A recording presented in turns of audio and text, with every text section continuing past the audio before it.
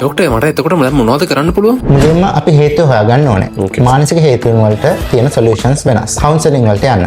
Healthy විදියට stress පිට කරන්න පුරුදු වෙන්න.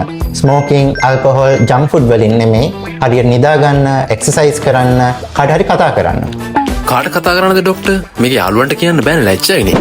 යාළුවන්ට වෙන්න ඕනේ නැහැ. මේකට කතා කරන්න ගොඩක් තැන් තියෙනවා. ලංකාවේ පැය 24ම තියෙන ගොඩක් ෆ්‍රී සර්විසස් තියෙනවා. ශ්‍රී ලංකා සුමිත්‍රයෝ 1333 ඒ වගේම මෙහි FPA එකේ sexual health සම්බන්ධව ස්පෙෂලායිස්ඩ් කවුන්සලින් කරන අය ඉන්නවා. ඩොක්ටර් මේ වගේ සර්විසස් තිබ්බ කියලා මම දන්නෙත් නෑ.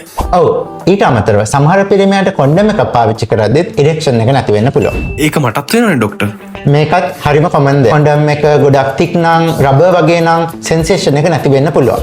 මේකත් මානසිකව අපිට බලපාන දෙයක්. ඒ කියන්නේ කොන්ඩම් දාන්න ඕනේ නැද්ද ඩොක්ටර්? නෑ always හැමතිස්සෙම කොන්ඩම් පාවිච්චි කරන්න ඕනේ. ඒ වුණාට thin condoms latex නැති ඒවා natural skin like feeling එකක් දෙනවා. ඒවා පාවිච්චි කරද්දී මුකුත් තියනවා කියලා දැනෙන්නෙත් නෑ.